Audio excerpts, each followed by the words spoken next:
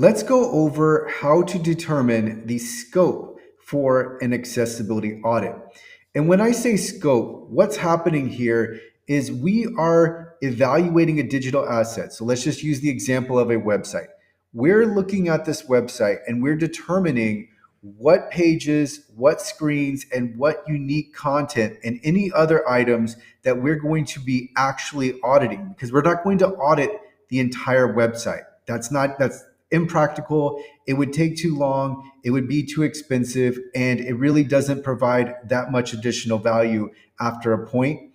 So, with our scope, what we're trying to do is be comprehensive, but not repetitive. So, let's say we have a 60-page website. We might end up auditing, let's say, 15 pages of that website. So, that's how to think about scope. On the screen with me, I have a graphic with 5 different columns, and these represent the different ways that we're going to be determining the scope. So let's look at this first column, which is user flows. So here, one way that we are going to start bringing in pages and screens into our scope is we're going to look at what the typical user flow might look like. So let's say we're on a Shopify website. The user flow might be the home page.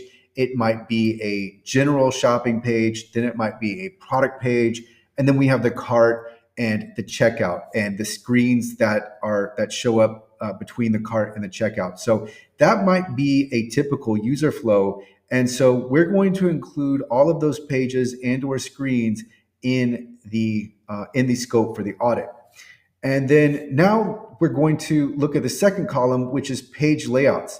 And so what you'll notice here is that there is definitely some overlap between these different ways that we are determining the scope, but that's okay. When there's overlap, that's fine to have.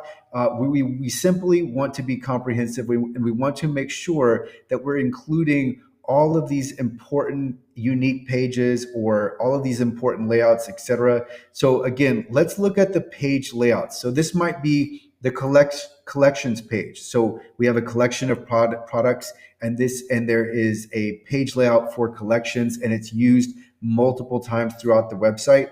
We'll include that page layout. We'll also include the product page. Again, notice that there's a redundancy here. We've already talked about the product page with user flows, but that's just because this is such an essential page. If we are conducting an audit for an e-commerce website, the product page is absolutely going to be in the scope for the audit. We could also have blog posts because, again, blog posts are repeated. This is a page layout that is commonly used. We'll add a single blog post to the scope for the audit. And then we could have informational pages. So with informational pages, this could be a terms and condition page. This could be a privacy page. It could be other pages that provide other information about the store. It could be the about page. It could be the team page, etc. So we're going to look at information pages. And the reason why we want to include page layouts is, again, because they are used throughout the website. And so these are helpful to have within scope, but we're not going to repeat the same page over and over again, the same page layout over and over again, because once we've audited one representative sample of a page layout, then we don't need to have additional repetitive samples included in the scope.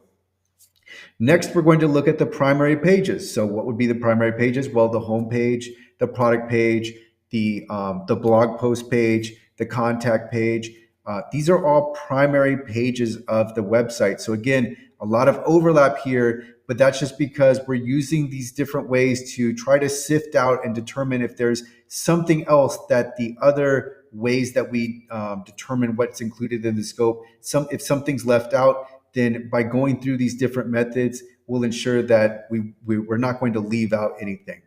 So after the primary pages, the next column is important pages. So what are important pages? Well, these are slightly different because these are pages where someone's rights are affected. So think of a privacy page, a privacy policy page. The accessibility statement is obviously very important. Terms and conditions, disclaimers, anything that's legal, anything that is important. These are usually very simple pages, and they're usually using, again, that same page layout or a very similar page layout.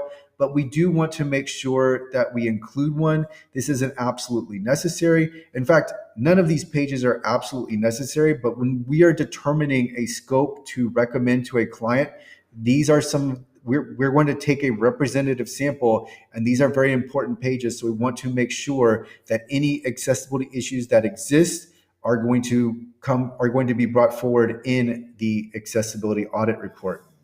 And then the last column I have here is unique content. And this is really important because sometimes when we're looking through a website, the unique content isn't always going to be obvious. So here is an example where it really helps if the client is has any suggestions, or if they know of something where there is unique content or that they might want to include in the scope. This is where it's helpful when the client volunteers this information.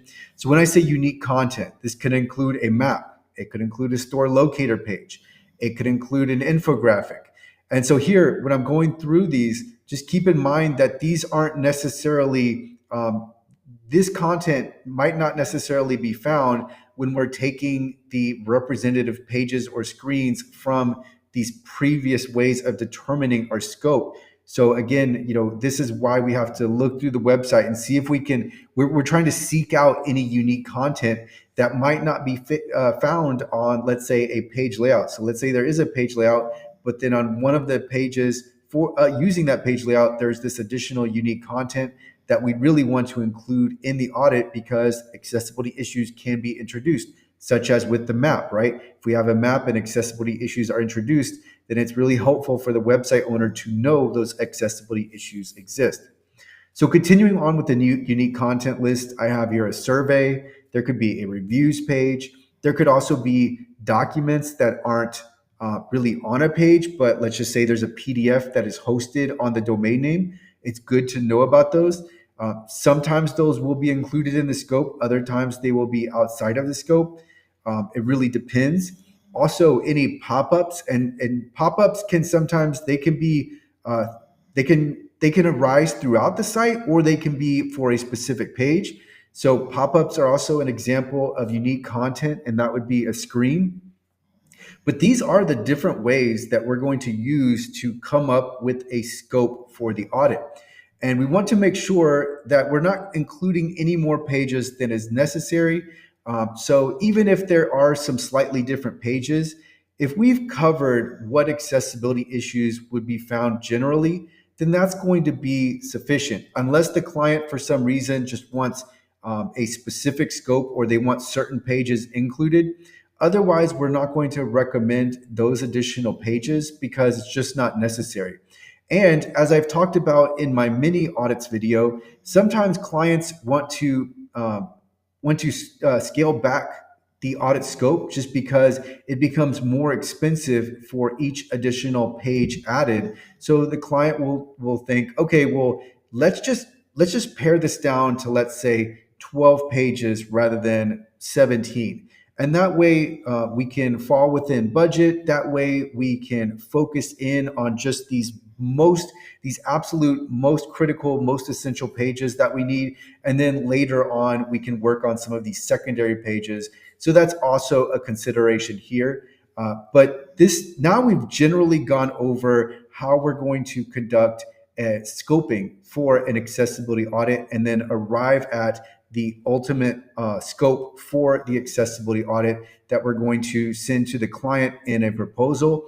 We always welcome if the client already has a scope in mind, but usually it's the case that the client wants us to recommend a scope, which is completely fine. And then the client will tell us whether or not they want to increase or decrease the number of pages, screens, or content that is included in the scope.